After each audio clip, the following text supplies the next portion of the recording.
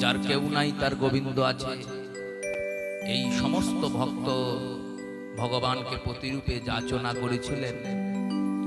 ভগবান এনাদের যাচনা পূরণ করলেন। যে যথা মাং প্রপদ্যন্তে স্ত্বাং তথৈব ভজে মহাম। আমাকে যে যেমন ভাবে ভজনা করে আমি তার কাছে তেমন ভাবেই যাই।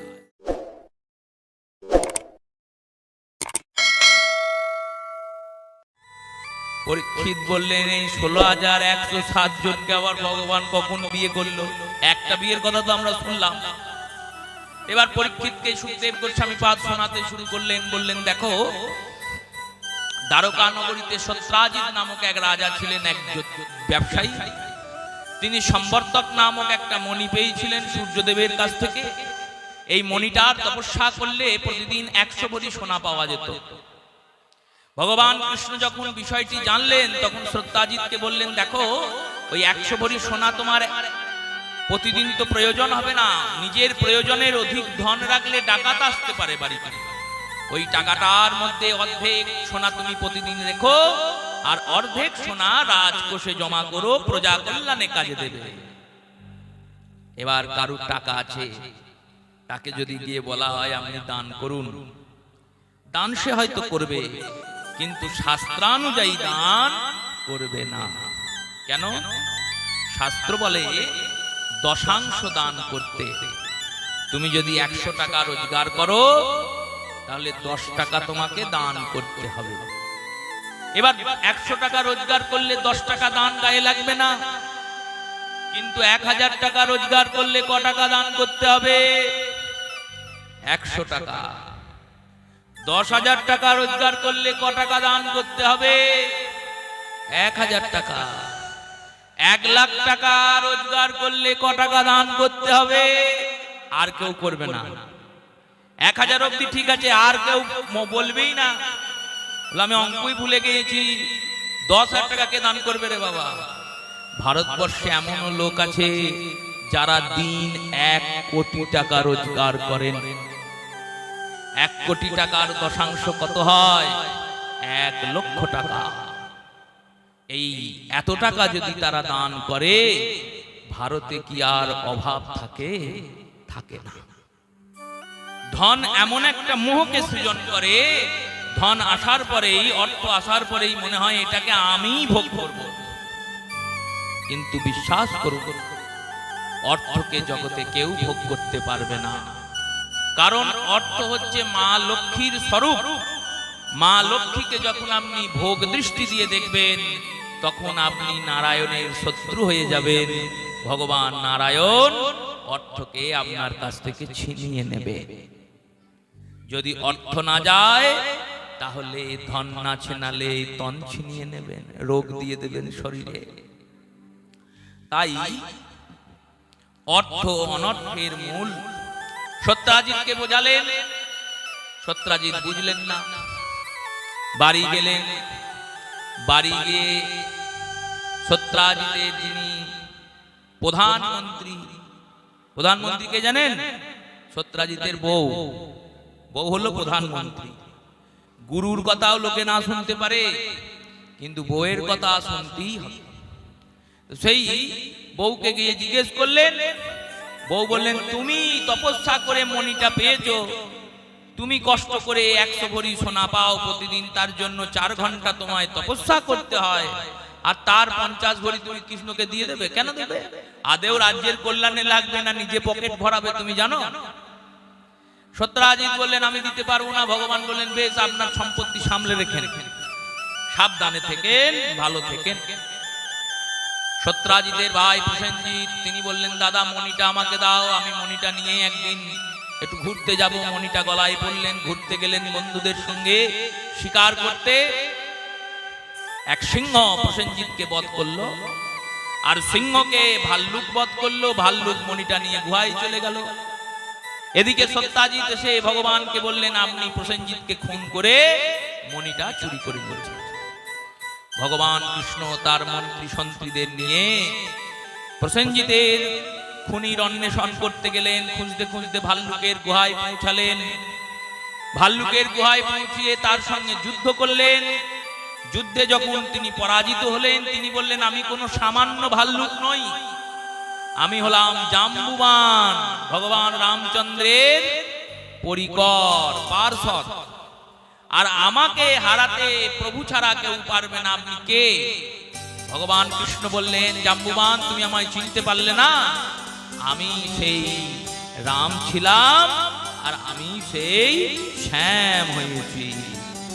জাম্বুবান ভগবানকে রাম রূপে দর্শন করলেন, মণিটা দিয়ে দিলেন, আর মণির সঙ্গে তার কন্যা জাম্বুবতীকে ভগবানকে দিলেন। ভগবানকে বললেন, এই জাম্বুবতীকে বিবাহ করুন। ভগবানের দ্বিতীয় বিবাহ সুসম্পন্ন হলো। বলিয়ে জাম্বুবতী মাইয়া কি জয় হো।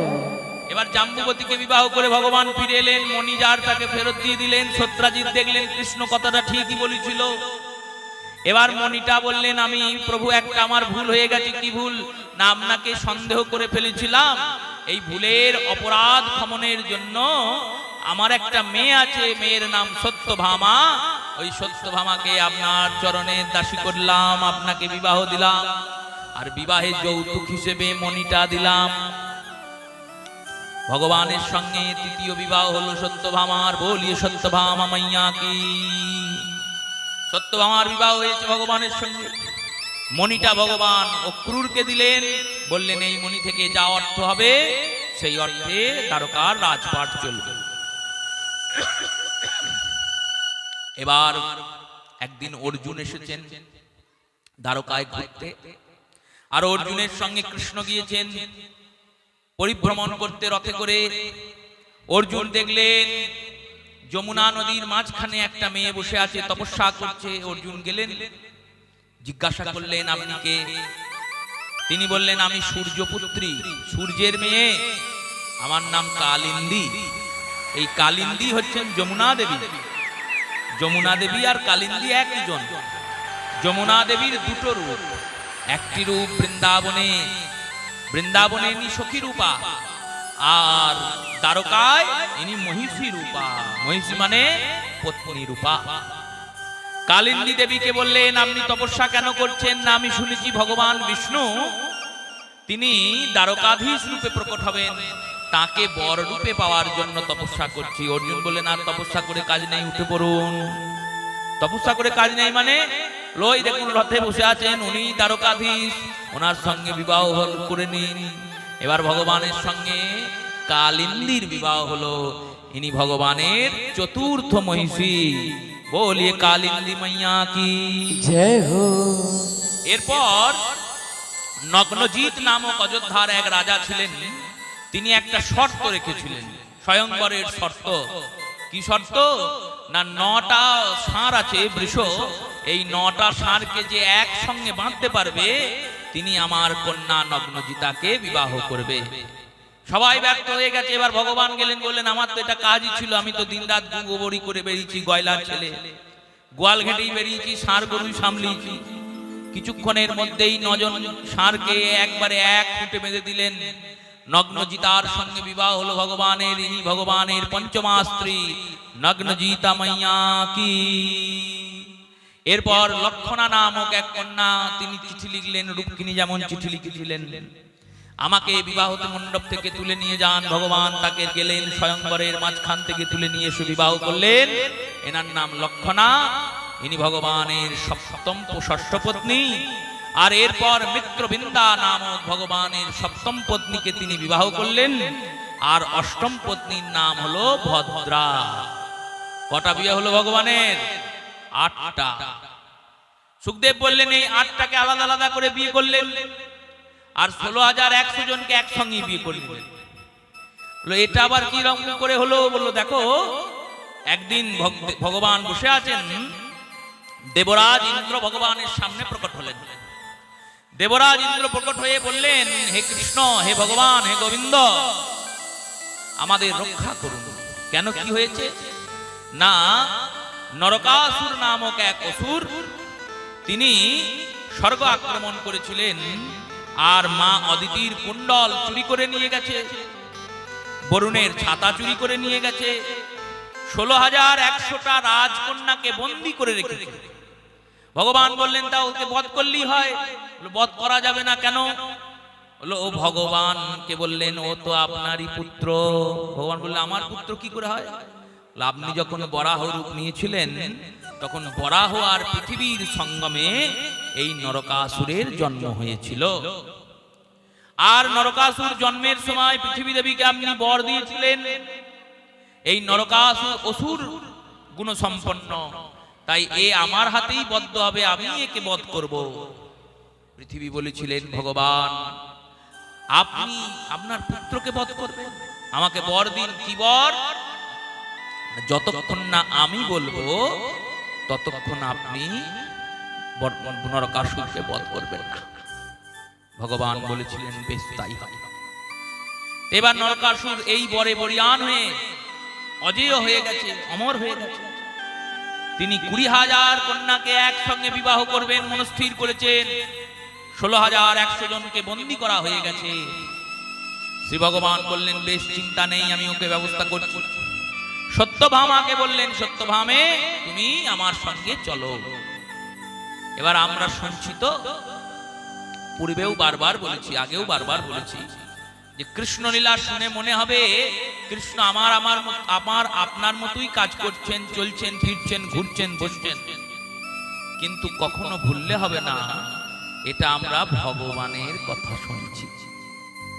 আমরা যেটা পারি সেটা ভগবান পারেন, আমরা যেটা পারি না সেটাও ভগবান পারেন, আমরা যেটা কোনোদিন ভাবতেও পারি না সেটাও ভগবান পারেন। তাই তিনি ভগবান। এই যে 16,108 জন, এনারা সামান্য কোনো নারী নন। এই 8 জন হলেন অষ্ট প্রকৃতি। অষ্ট প্রকৃতি মানে ক্ষিতি, অপ, তেজ, মরুত, বোম। পৃথিবী, ক্ষিতি মানে পৃথিবী মাটি, তেজ মানে অগ্নি আগুন, অপ মানে জল, মরুত মানে বায়ু হাওয়া, আর ব্যোম মানে আকাশ। এই 8 জনের মধ্যে 5 জন হলেন এনারা, আর 3 জন হলেন মন, বুদ্ধি আর অহংকার। এই 8 জন প্রকৃতি অষ্ট মহিষী রূপা।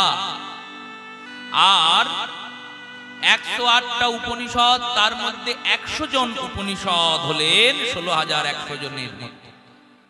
আর এই 16,000 জন কোন আচার্য বললেন এরা উপনিষদের বেদ মন্ত্রের উপাসনা কাণ্ডের মন্ত্র। বেদের 3টে কাণ্ড, কর্মকাণ্ড, উপাসনা কাণ্ড আর জ্ঞান কাণ্ড। এই উপাসনা কাণ্ডের 16,000 মন্ত্রই 16,000 পত্নী। কোন আচার্য বললেন 18,000 শ্লোক আছে ভাগবতের। এই 18,000 শ্লোকের মধ্যে সুখদেব গোস্বামী পাদ গায়ন করেছেন 16,000 শ্লোক, আর বাকি 2,000 শ্লোক ব্যাস কথিত, সুত কথিত। এই 16,000 শ্লোক যেটি সুখদেব গায়ন করেছেন সুখ উবাচ বলে উল্লেখ হয়েছে। যেমন গীতা যদি কেউ ভালো করে পড়েন দেখবেন গীতাতে 700টা শ্লোক আছে, কিন্তু 700টা শ্লোকই ভগবানের বাণী নয়। সেখানে ধৃতরাষ্ট্রের বাণী আছে, সঞ্জয়ের বাণী আছে, অর্জুনের বাণী আছে, আর ভগবানেরও বাণী আছে।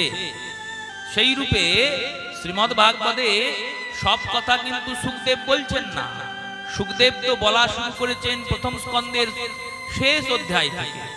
তার আগে সুত গোস্বামী পাদ নৈমিষারণ্যের কথা বলেছেন, তার আগে ব্যাসদেব কথা বলেছেন। তাই সুখ উবাচ যেগুলি এই 16,000 ভাগবতের শ্লোকী 16,000 ভগবানের পত্নী। সামান্য নারী নয়, আমার আপনার মতো নারী কোনো ভগবানের পত্নী নন।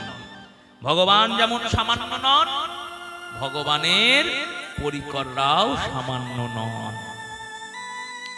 তাই সেই 16,000 জনকে পত্নী করেছে নরকাসুর। পৃথিবীর অবতার সত্যভামা, তাই পৃথিবীর অবতার সত্যভামাকে নিয়ে গেলেন। নরকাসুরের সঙ্গে যুদ্ধ হলো। যুদ্ধে যখন ভগবান একটার পর একটা বাণ নিক্ষেপ করছেন, সত্যভামা বললেন, হে ভগবান, ওই ছোট্ট শিশু নরকাসুরের সঙ্গে আপনি ছেলে খেলা কেন করছেন? আপনি তো অজিত, আপনাকে কি কেউ জয় করতে পারবে? তাই হে গোবিন্দ, আপনি ওকে এখনই বধ করুন। ভগবান বললেন, এইটারই তো অপেক্ষা করছিলাম। পৃথিবী বলেছিল আমি যতক্ষণ না বলবো ততক্ষণ বধ করা যাবে না। এবার পৃথিবী সত্যভামা হয়ে জন্মিয়েছে, তাই সত্যভামা রূপী পৃথিবী যখন বলে দিয়েছে নরকাসুরকে বধ করুন, তখন ভগবান সুদর্শন ধারণ করলেন আর সুদর্শন চক্র দিয়ে নরকাসুরকে গোবিন্দায় নমো নমো করে দিলেন। ভগবান নরকাসুরকে বধ করলেন। এবার ওই 16,100 জনকে বললেন, তোমরা নিজের বাড়ি চলে যাও। 16,100 জন বললেন, প্রভু আমরা তো যেতে পারবো না। কেন? না আমাদের সমাজ মেনে নেবে না। তাই হয় অতএব আমাদের সবাইকে একসঙ্গে মরতে হবে, আর না হলে একসঙ্গেই আমরা পতিতা রমণীর কাজ করে নিজের উদর পূরণ করব। ভগবান দেখলেন দুটোই খারাপ, যদি একসঙ্গে এত লোক আমার জন্য মরে, সে আত্মহত্যার কিছু হলেও পাপ আমাকে নিতে হবে, ভাগ নিতে হবে। আর যদি এত মেয়ে বিপথে যায় তাহলে সমাজটা উচ্ছন্নে যাবে। তাই দুইয়ের মধ্যস্থতা করে বললেন, দেখো আমার তো এমনিতেই 8টা বউ আছে, আর 16,100 জনকে আর কোথাও যেতে হবে না। যার কেউ নেই তার কে আছে? যার কেউ নেই তার কে আছে? গোবিন্দ আছে। তাই তোমাদের যখন সমাজ নেবে না, তোমাদের যখন পিতা নেবে না, তোমাদের যখন মাতা নেবে না, তখন তোমাদেরকে আমি গ্রহণ করব বলি ভক্তবৎসল ভগবান কি। ভগবান এইভাবে 16,108 জনকে বিবাহ করলেন। যার কেউ নাই তার গোবিন্দ আছে। এই সমস্ত ভক্ত ভগবানকে প্রতিরূপে যাচনা করেছিলেন। ভগবান এনাদের যাচনা পূরণ করলেন। যে যথামাং প্রপদ্যন্তে স্ত্বাং তথৈব ভজে মহাম। আমাকে যে যেমন ভাবে ভজনা করে আমি তার কাছে তেমন ভাবেই যাই। কবিরাজ গোস্বামী পাদ কলম দিয়ে লিখেছেন, কৃষ্ণের প্রতিজ্ঞা হয় এক অনাদিকাল হইতে, যে আমায় জইছে ভজে আমি ভজি তৈছে। যে আমায় যেমন করে ভজনা করে আমি তাকে তেমন করেই ভজনা করি। ও বলি ভক্তবৎসল ভগবান কি।